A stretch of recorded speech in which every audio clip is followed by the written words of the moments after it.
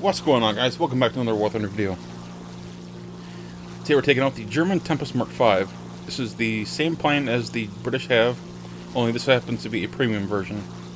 I do not actually own this plane. I unlocked this as part of a test drive deal.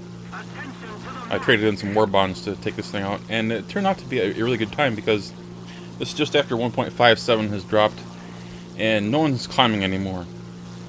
It seems to be a pretty common theme now because of all the heavy fighters that Gaijin has introduced. I don't know if you noticed, but 1.57 is almost nothing but heavy fighters.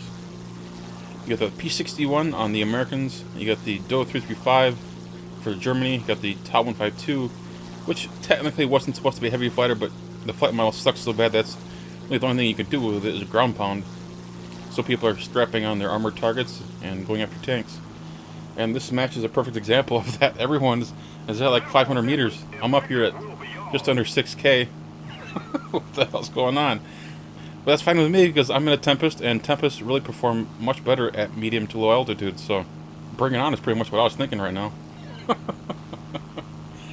Oh, this is like easy kills, you know? But at the same time, I'm thinking, is this really what realistic battles has devolved into? This is like arcade. No one's above 3K. It's really sad playing realistic battles anymore.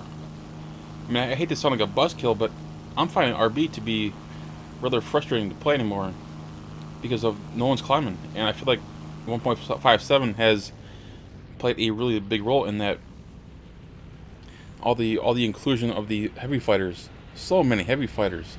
So many bad planes. So many planes that won't even be in the meta a couple of months from now. And for right now, it's kind of ruined RB air battles, in my opinion. But if you're going to take out a premium plane, you might as well kill whatever's down here, right? So I'm just going to use some simple energy fighting, use some boom and zoom. Just take out whatever I can. Just make the best of the situation, right? After all, it's not my fault that these people are playing their fighters like this. Spitfire sees me, he rolls underneath me. It's very good. I wasn't able to get my guns on target there. The Tempest is a very heavy fighter. It's the one thing I dislike about it is it's so heavy. I prefer my planes to be a little bit lighter, a little bit more nimble. That's one of the reasons I tend to fly Japan quite often, is they tend to have a lot of light aircraft that are very nimble. The Seafire turns so close to me. I don't know why he decided to wait that long to turn in front of me. He should have turned a lot faster, a lot sooner, and he could have avoided that head-on. Bearcat immediately turns off, so that makes me excited because I don't have to worry about him.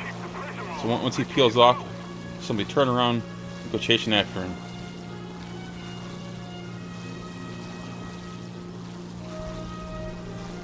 He turns in front of me, just like the Spitfire. What are these guys doing? And yeah, just light him up. I know I waste a lot of ammo, but with 800 rounds, the Tempest gives you so much ammunition. It's absurd. Spitfire comes in. I get a couple of shots into him. Just get enough to wound him a little bit. Not enough to kill him, but he continues to turn fight me. Not exactly the smartest move on his decision. The Spitfire 24 is a energy fighter, not a turn fighter. Especially at this altitude and with a busted wing. Yeah. Just give me enough ammunition, I'll take you down. And oh shit, we have a P-51 on our tail. Oh, that's a good thing this thing is like a tank. Did you see all those sparks?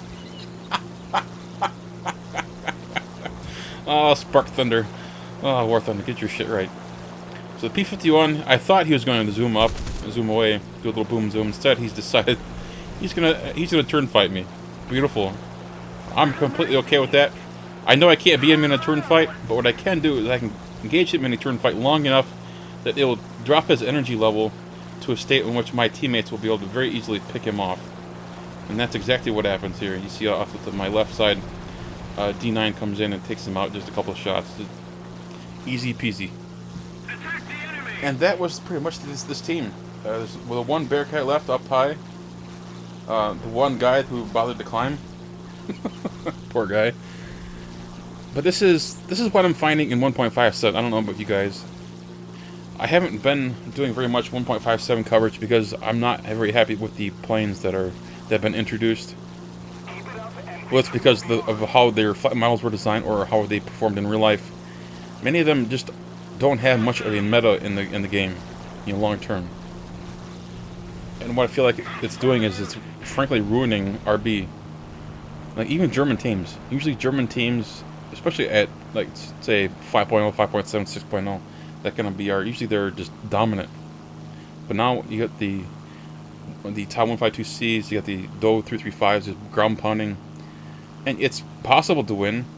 But when you get matches like this where you got everyone at low altitude, you throw in some Spitfires and Bearcats, anything could have happened actually. They actually had more planes on their team than we did, and we actually managed to sneak a victory in. But you guys know how those allied teams are. I mean, look at that. I played 11 minutes in that game at 2 minutes of battle time. How sad is that? I mean, is this just me, or are you guys experiencing the same thing? Let me know in the comment section below. Anyway, guys, thanks again for watching. If you enjoyed this video, hit that thumbs up button. And of course, if you're new to the channel, please subscribe. Take care, guys.